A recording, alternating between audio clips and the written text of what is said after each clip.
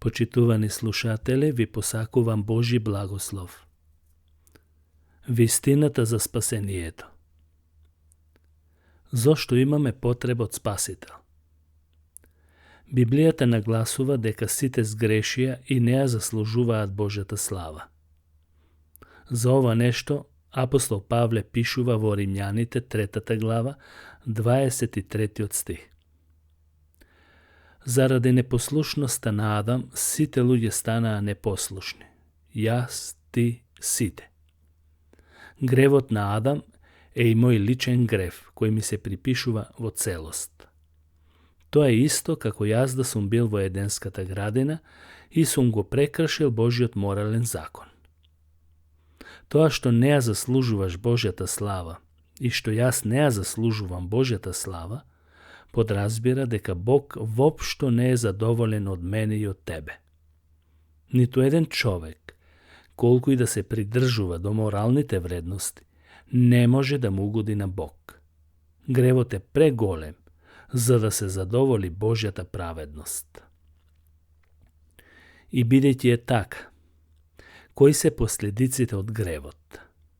Библијата вели, апостол Павле, во Римјаните 5 глава 12 стих следново. Затоа, како што преку еден човек влезе гревот во светот, така и смртта помина на сите луѓе бидејќи сите сгрешија.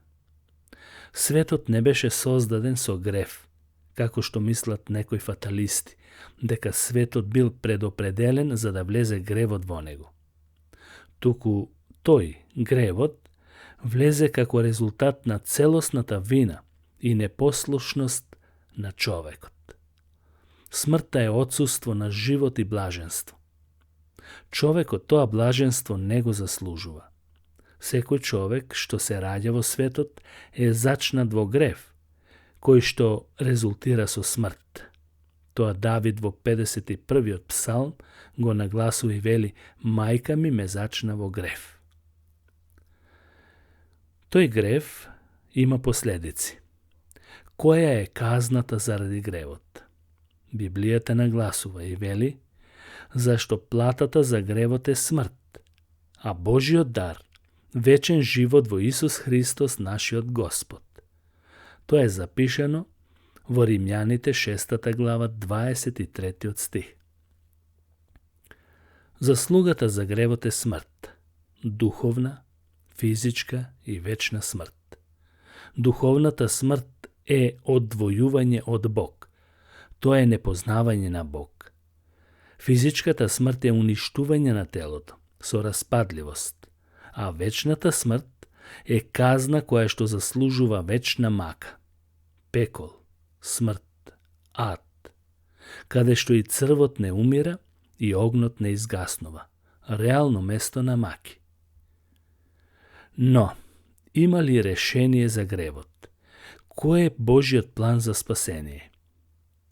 Библијата ни дава радосна вест, добра вест, и вели: зашто Бог толку го возлюби светот, што го даде својот единороден син, та секој што верува во него да не загине, туку да има живот вечен. Евангелие според Јован, 3 глава, 16 стих. Што значи тоа? Тоа значи дека Бог не го напушти светот откако човекот сгреши против него. Тој предвиде и начин како да му помогне и да го извлече од тешката состојба во која се најде. Тој уште пред создавањето на светот, знаејќи дека човекот ќе сгреши, му предвиде жртва, со која ќе ја задоволи Божјата праведност. Таа жртва е Господ Исус Христос. Го даде својот единороден син, мил и сакан, единствен, и ја докажа неговата несебична и целосна љубов кон човекот како татко. Кое е нашето учество во Божиот план за спасение? Нашето учество е следново. А на сите оние кои го примија, се мисли со вера, им даде власт да станат Божи деца на оние кои веруваат во Неговото име. Ова е запишено во Евангелието според Јован, 1 глава, 12 стих. Потоа, апостол Павле пишува: зашто по благодат сте спасени, преку вера. Тоа не е од вас самите, тоа е Божи дар, не преку дела, за да не се пофали некој. Тоа е запишано во Ефесјаните, 2 глава, 8 и 9 стих. Нашето учество е да го примиме сведоштвото што го дава Бог за својот син и да веруваме во неговите изјави дека се вистинити и дека неговиот план од почеток до крај ќе се реализира за исполнување на севкупната Божја волја за спасение на оние кои искрено и недволично ќе поверуваат во Бог. Откако сме поверувале или веруваме во Бог, како го добиваме вечниот живот? Библијата јасно зборува: кој верува во Синот, има живот вечен.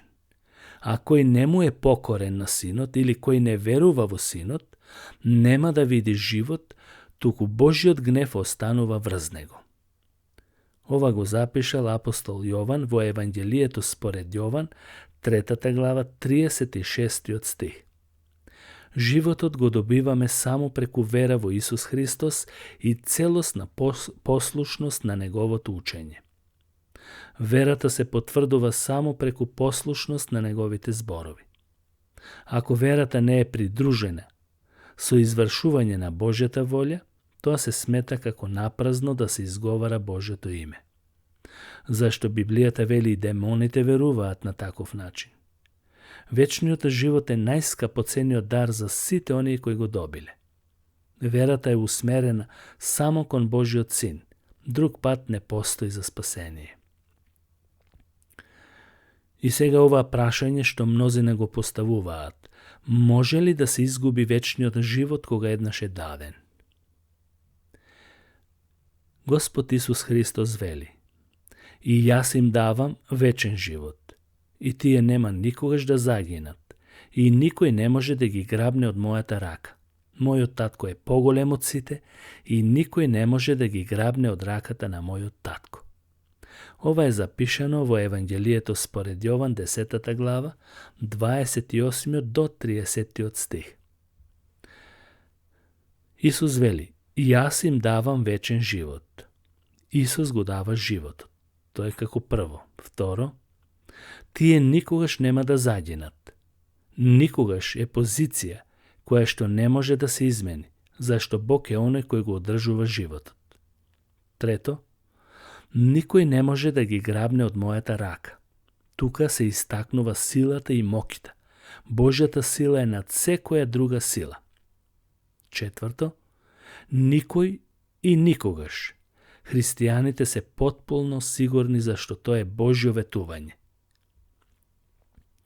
А апостол Павле слично на ова ќе рече: зашто сум уверен дека ни смртта, ни животот, ни ангелите, ни властите, ни сегашноста, ни иднината, ни силите, ни височината, ни длабочината, ниту некое друго создание ќе може да не оддели од Божјата љубов која е во Исуса Христа нашиот Господ. Ова е запишано во Римјаните, 8 глава, 38 и 39 стих. Какви треба да бидеме откако сме го примиле Господ Исус Христос за наш Спасител? Библијата е јасна и во тој поглед и вели: затоа отфрлете ја лагата, изборувајте вистина секој со својот ближен, зашто сме членови едни на други. Ако сте гневни, не грешете, сонцето да не зајде во вашиот гнев. И не давајте му место на ѓаволот. Кој крадел да не краде веќе. Подобро е да се труди и да работи со своите раце она што е добро, за да може да му дава на оној кој има потреба. Потоа апостолот вели: никаков гнил збор да не излегува од вашата уста, туку само полезен или корисен за изградување каде што е потребно, за да им даде благодат на слушателите. Не жалостете го Светиот Дух Божи, со кој сте запечатени за денот на избавувањето. Секоја огорченост, јарост, гнев, викање, хулење, пцуење да бидат отстранити од вас со секаква злоба. Бидете еден кон друг добри, милостиви, простувајте се еден на друг, како што и Бог ви прости вам во Исус Христос. Ова е запишано во Ефесјаните 4 глава од 25 стих натаму. Вера без дела е мртва. Зато е неопходно да се вложи труд и да се изградува духовниот живот на начин како што го препорачува Господ Исус Христос.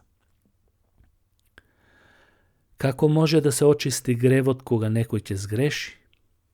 Тоа е многу важно. Да го објасниме тоа.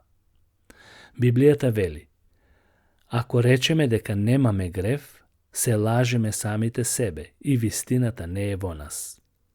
А ако ги исповедаме или признаеме своите гревови, тој е верен и праведен да не ги прости гревовите и да не очисти од секоја неправда.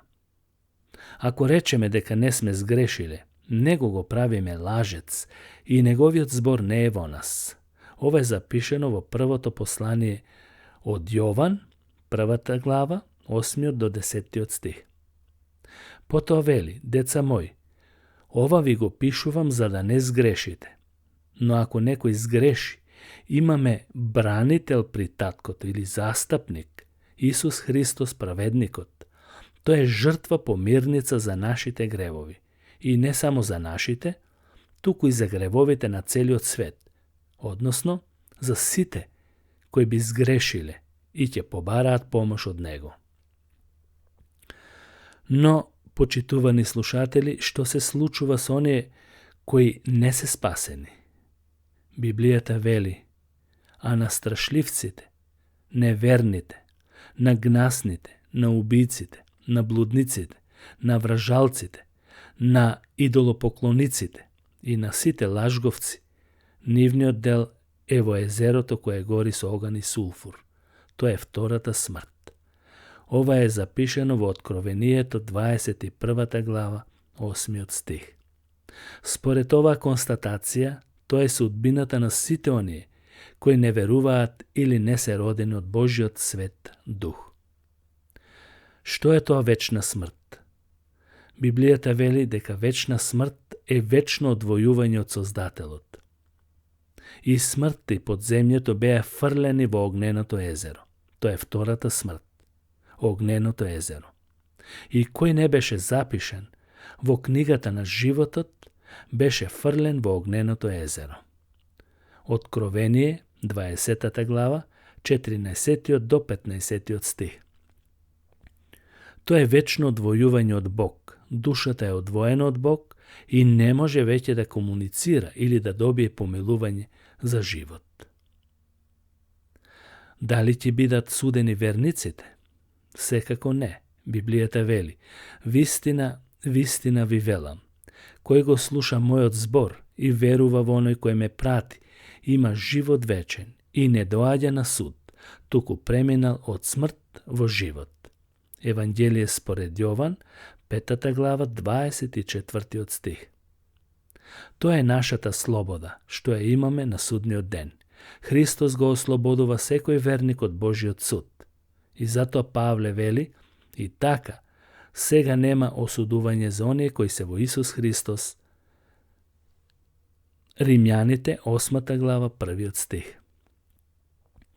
Нему нека му е слава за ова прекрасно ветување што го имаме од нашиот Господ и Спасител Исус Христос, што нема да бидеме судени, туку ќе добиеме вечен живот, зашто сите што веруваат во Него, сите што се покаени од своите гревови, ќе добијат вечен живот. Божјо царство вечно. Амин.